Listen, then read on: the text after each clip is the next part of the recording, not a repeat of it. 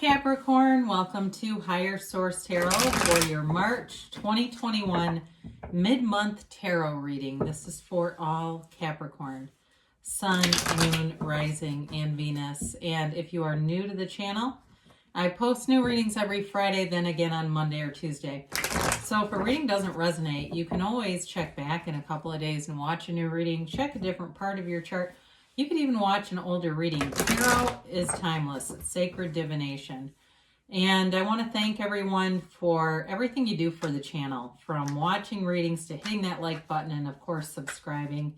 It does not go unnoticed, and I appreciate all of you. And if you have not subscribed yet, I'd love to invite you to join us. And you can then, as a subscriber, you'll know when anything is posted on the channel or any announcements are made. Let's begin and get the messages for Capricorn, Sun, Moon, Rising, and Venus. What does Capricorn need to know, please? What messages do you have for Capricorn?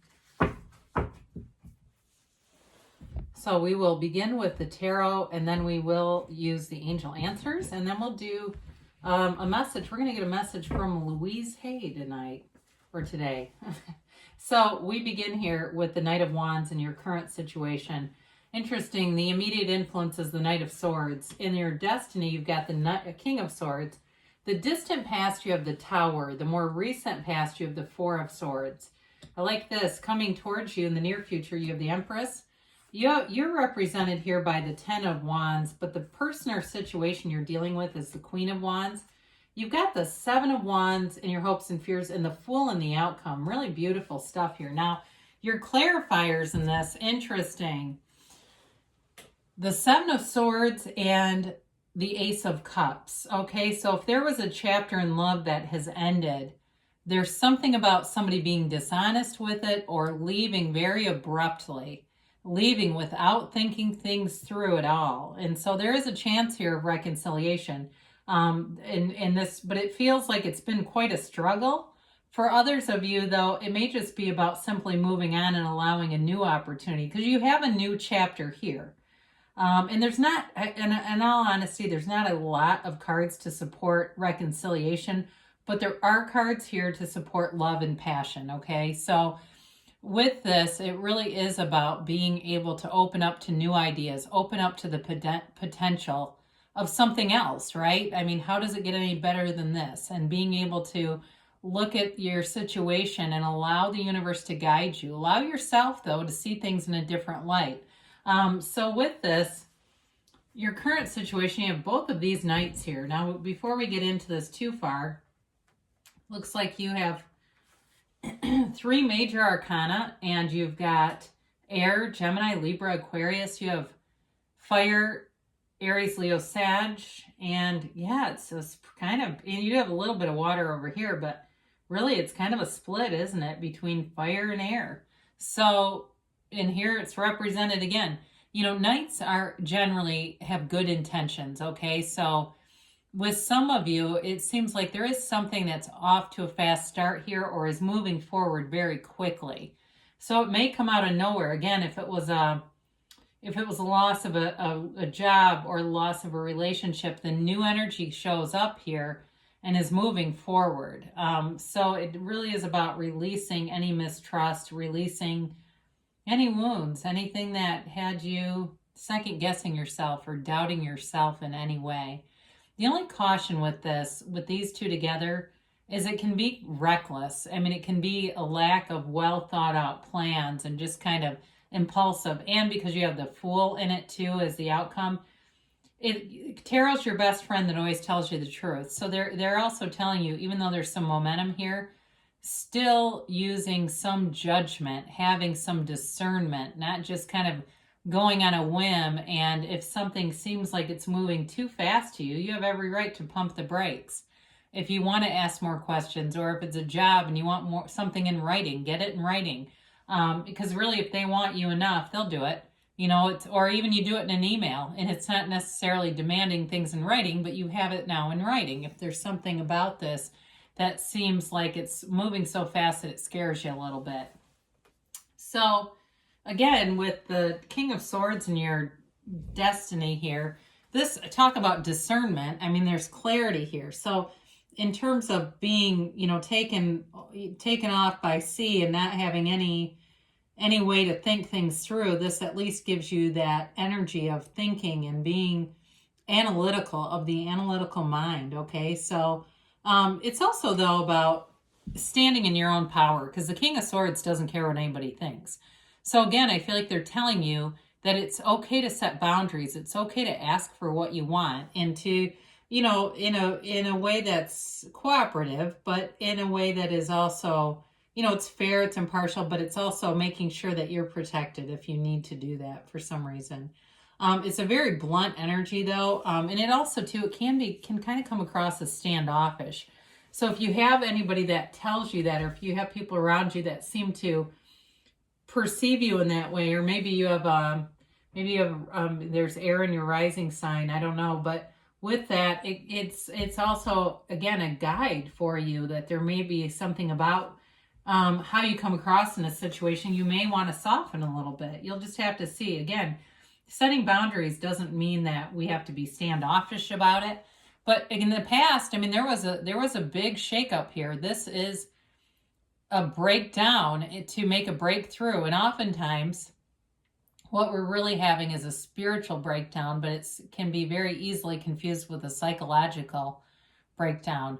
Either way, it could have been a breakdown of a relationship, the breakdown of the foundation of a job, but it was not sustainable, whatever it was. It was not going to last. And so it's all about letting go.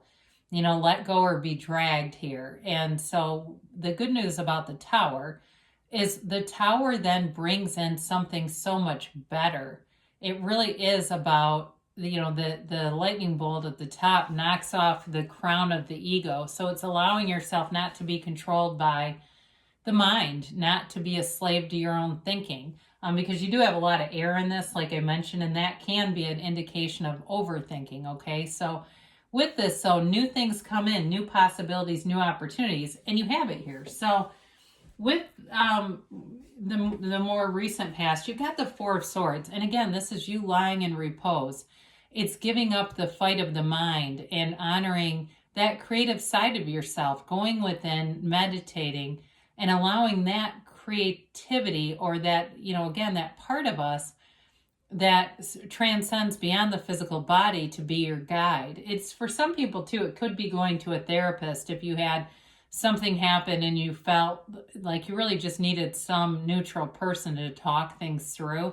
But with this, it's not having conflict. It's getting away from all that noise of the Tower and insulating yourself. So some of you may have found that you weren't as connected with people for a while because it just seemed too hard. But this card always reminds me, because there's the stained glass window in the backdrop. Knock and the door will open. Ask and you will receive, right? So it's all about quieting your mind and lifting your vibration, because when you go through something devastating over here, your vibration is quite, it's quite off kilter, right? So I do like to see these coming through together, and beautiful. There's gifts here being brought into you. And it's freedom. They're both free. The Empress also is it's a card of great creativity. And she's not tied to the rules the way the Emperor is. It's kind of, she's his counterpart, of course. But she's much more free, a very free-spirited kind of energy about you. And so whatever happened in the past, it's allowing you to merge into this other part of yourself that has fun with life, that has ease, that moves through situations with grace and ease, conviction and confidence. So the Empress will allow new opportunities. So again, I mentioned before, there is love here. She's ruled by Venus. She's the mother of the tarot. She's always pregnant. She's it's a card of fertility, but it is, again, not to be too short-sighted or too focused in one area. It's a card of expansion. And so with this, it's new things coming in. And she also represents springtime too. So it's a perfect card to have in this reading. So for you, there's new things showing up here that are guiding you forward. And especially, I feel like somebody here was like, I was about to give up. You know what? The thing isn't done yet. You don't quit 5 minutes before the miracle happens, because here it comes. And it's been hard. You've got it in the cards several places. The Ten of Wands is definitely a struggle. you're doing it though. You're putting one foot in front of the other. So if it was in a relationship, it may have been very imbalanced where you put a lot into it. You didn't get much of a return, and it was hard to let go. You know, it was hard to feel like there's a new dream, and that's a huge part of grief, right? We grieve that the idea of a dream is dying, that it's dead, that there's that whole thought of what we thought was going to happen is no longer. It's been made clear it's not. And so with the 10 of Wands, you're on the home stretch here. So you're definitely making gains. You're moving forward. Again, with jobs too, there's a new opportunity here, and it brings in so much more. So especially if you were in a place where there was a lot of conflict around you, a lot of lazy people. And I get that too when I look at that Knight of Wands, like people who show up late for meetings, or people with the Knight of Wands that are, you know, the way they talk to each other, it just makes you not even want to go to work. It's that kind of energy, and you're moving through it. So you're coming into a place where there's loyalty around you with the Queen of Wands, and there's passion. It's a card of you inspiring other people, or it could also be somebody who inspires you, meeting someone new, and there's definitely synergy between you and this person. There is an energetic connection. Now, if it's not a new love interest, it also could be at work, like somebody you just really vibe with and you make a great team and you're making gains at work. But I also, again, feel like in a love relationship, there's definitely passion here and an energetic connection that feels like it's just a natural in sync connection. It's effortless. That's the best way to say it. There's no efforting about this. And it builds up your confidence. Whatever happened in the past that is painful, this is rebuilding everything, and it's worth the effort. So the 7 of Wands is you in alignment here. It's a card of victory and success, but it's really about finding solutions too. So as you go through, you may have some small problems, but look at those as victories when you quickly find the solution. Look at it as your alignment.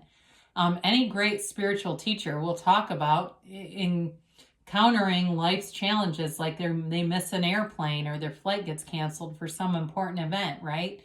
And that's part of life, but they find a solution. They're able to course correct easily, and that's you in this energy. So last but never least, because the Fool is the first card in the whole deck, it's 0. It's infinite potential. It's you standing on this brink of a new horizon, okay? It's being unlimited. It's not having any fear. It's releasing all resistance, any limiting beliefs. This is a card of enthusiasm, of trust. And, you know, in life, we do take some risks to have rewards, right? If we stay inside all the time and hide and don't put ourselves out there at all, it's pretty tough to move forward. But this is a card of passion, of drive. And so in a job, again, it's like a newfound passion in a career, but in a relationship too, it's a brand new, fresh, clean slate. It's taking those experiences, and he carries those in that little bag over his shoulder, but not living in the trauma, not living in the tower. It's moving forward, learning from it, and being free, walking free. You don't live in the problem here. And it's in the reading several times, seeing those issues, but being able to transcend and move forward. So this is a wonderful energy to have with the Empress, because again, you have opportunities here, but then you take the action to move forward into them. So we will do the angel answers here.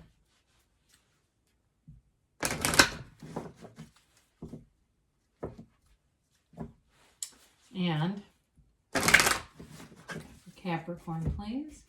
Get a timeline here for Capricorn.